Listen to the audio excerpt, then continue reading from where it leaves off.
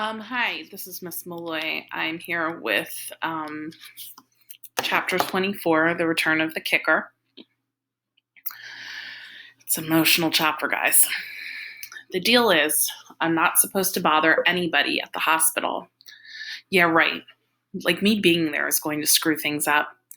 The way everybody is acting around here, you're supposed to shut up and not do anything but wait, which makes me crazy.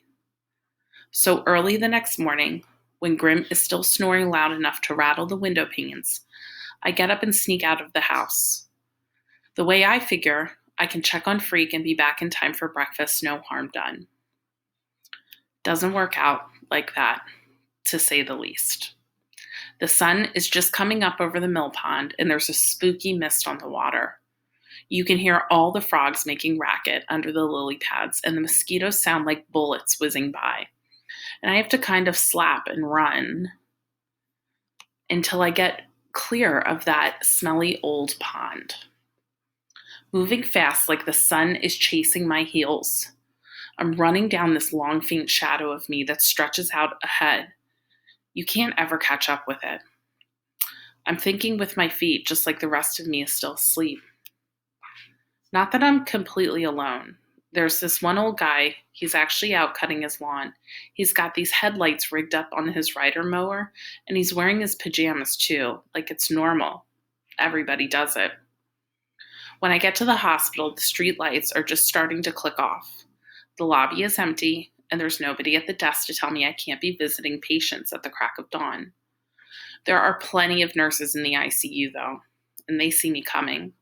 This one woman turns right out from behind the telemetry station, and she's got her hands up to her mouth, and I'm pretty sure she's trying to shush me, even though I'm not making any noise. She's not telling me to be quiet, though. She's saying, "Oh my God, you must be Maxwell," even though she's never seen me before in her life. I go, "Is Kevin back yet?" Oh dear, she says. "Is he going to be okay?" Oh dear, she says, oh dear. Now more nurses are coming out of the ICU.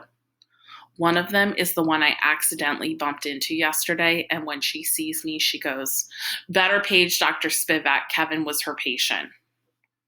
That's when I notice that some of the nurses are crying and looking at me strange, and all of a sudden, I just go nuts. Just go nuts. I'm saying, "No way, no way." And this nurse is trying to throw a hug on me, and I push her away. Then I'm running down the hall, and it's like I'm Kicker again, ready to just blast anybody who dares to touch me. And I have to keep running. I'm skidding around corners and bumping into walls, and no one can touch me, even if they're brave enough to try. I just keep running and running until I get to these glass doors that say medical research. The doors are locked, and it's dark inside. Behind me, people are shouting to call the guards, and I punch my hand right through the glass. And I'm inside, skidding over the broken glass through the dark, and I keep going till I get to the other set of the doors. No admittance. No glass this time, they're solid. And so I can't punch through. And I'm kicking and slamming into the doors. And that's when all the hospital cops catch up with me. A bunch of them jump on me, and I keep going, running around in circles like an accident of nature. Until finally there are so many of them on me, I can't stand up anymore. They're putting handcuffs on my wrists and my ankles, and they're sitting on me going, "We'll have to medicate him." And this one cop says, "With what, an elephant gun?" That's how Dr. Spivak finds me, covered with cops. She's this worried face leaning down. Her eyes are red and blurry, and she's saying, "I'm so sorry, Maxwell. We did our best. Better let me bandage up that hand. You're bleeding." "He believed you," I say. "You said you could give him a new body, and he believed you." "What are you talking about?" "The special operation," I say, "the bionics unit." Dr. Spivak makes the cops let me up and says she'll be responsible, but they leave the handcuffs on me just in case. And the cop who was talking about needing an elephant gun has this nightstick out, and he's ready to bop me if I make a move. Dr. Spivak sighs and says, "Somebody get me a coffee, please." And then she looks at me and goes, "You better tell me all about it." So while she's bandaging up my hand, I tell her about how Freak has been coming to the medical research lab every few months to get fitted for his new bionic body. And Dr. Spivak's face goes soft and she nods to herself and says, "Well, that explains it." "It was all a lie, wasn't it?" I say. "You were just telling him that so he wouldn't be scared." "You know better than that, Maxwell. You couldn't lie to Kevin." "I tried a little fib on him when he was about 7 years old because I didn't think a child could handle the whole truth. And you know what he did? He looked his disease up in the medical dictionary." That's when I know she's telling the truth. Freak in his dictionary. "Kevin knew from a very young age that he wasn't going to have a very long life," she says. "He knew it was just a matter of time." "So he was lying about getting a robot body?"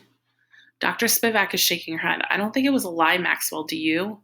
I think he needed something to hope for, and so he invented this rather remarkable fantasy you describe." "Everybody needs something to hope for. Don't call it a lie. Kevin wasn't a liar." "No," I say, "but what happened to him really?" "I could tell you the medical terminology," he says, "but what finally happened is his heart just got too big for his body." There was talk about arresting me for busting up the hospital. The cop with the nightstick was in favor, but finally they released me into the custody of Grimm. On the way home, he goes, "Do you want to talk about it?" "Just leave me alone," I say. "You got it," he says. So we're going to spend a little bit extra time on chapter 24 because it's such a important end to what we know is Freak and Max's journey together as friends in person. Freak has passed away in the hospital, and he passed away from his heart getting too big for his body. We know that his insides were growing like a typical kid his age, but his outsides were not. So we're going to find out how Max handles this and how they move forward.